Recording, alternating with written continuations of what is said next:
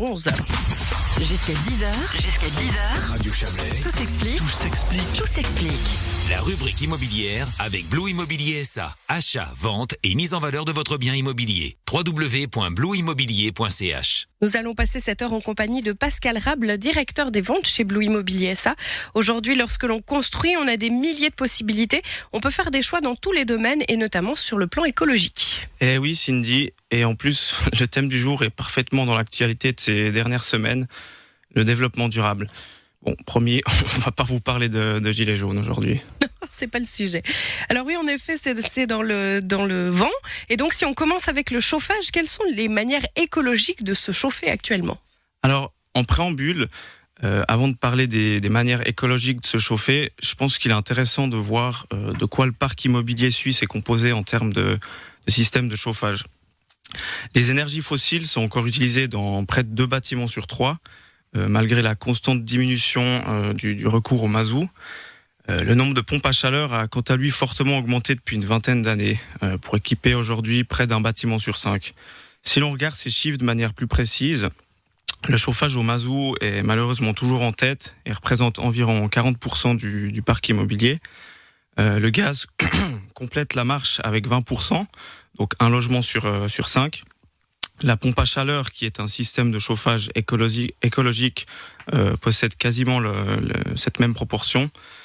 Vous avez ensuite le chauffage au bois, qui est utilisé pour un logement sur 10, puis le chauffage électrique qui représente à peu près 7% des ménages. Pour terminer, il y a encore le chauffage à distance qui a le vent en poupe et qui équipe presque un logement sur 20.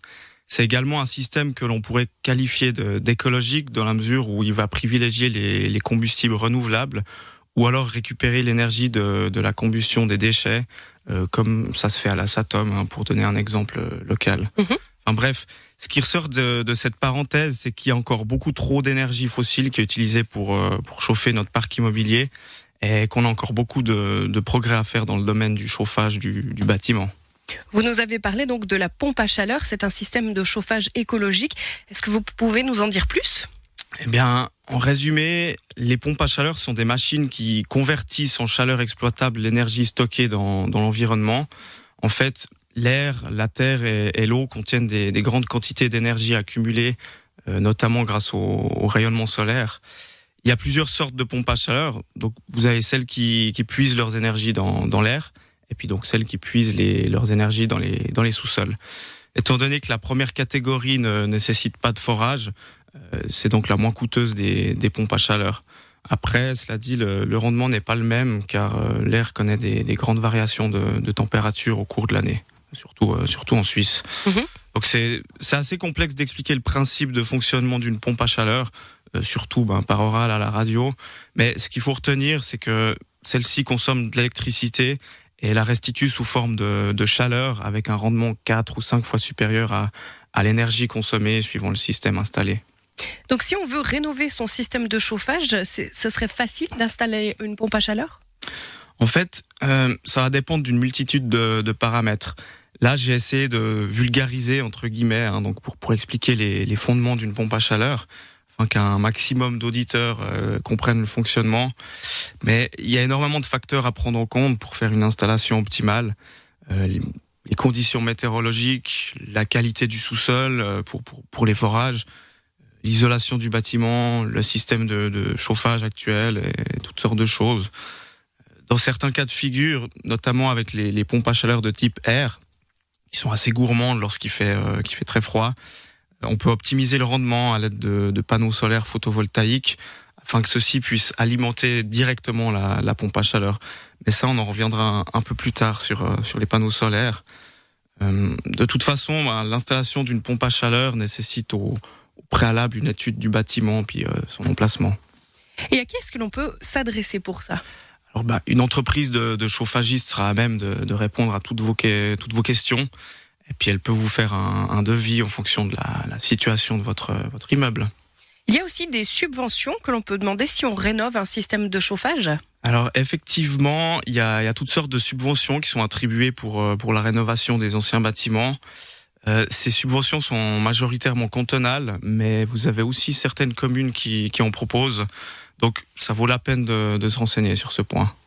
Il y a des solutions pour éviter de surchauffer la maison aussi, parce que là, des fois, on a tendance à avoir toujours trop chaud.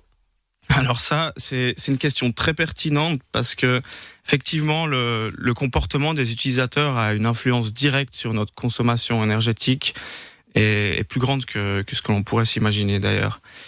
On admet généralement que la température idéale varie en fonction de l'utilisation de la pièce. Dans un séjour ou une cuisine, il doit faire environ 20 degrés. Dans la salle de bain, on doit pouvoir obtenir une température entre 21 et 22 degrés. Et dans les chambres à coucher, une température de 18 degrés est suffisante. Maintenant, dans la pratique, les logements sont très souvent surchauffés car on préfère se balader en t-shirt dans son appartement, donc en hiver, plutôt que de porter un pull, ce qui est un peu absurde en soi. Je vais vous donner un chiffre qui fera, j'espère, réfléchir certaines personnes. Une différence de température de seulement 1 degré, donc a un impact de plus de 6% sur votre consommation de chauffage. C'est énorme. Oui, c'est vraiment énorme. Et quand on sait que certains chauffent leur maison tout l'hiver à 23 à 24 degrés et qu'ils payent des milliers de francs de chauffage chaque année, le calcul est vite fait. Et si on baissait la température de quelques degrés, ça paierait largement les vacances au bord de la mer. Et donc là, ils pourraient effectivement se balader en t-shirt. Tiens, c'est ce qu'on se disait avec Jonathan tout à l'heure, la maison de plage.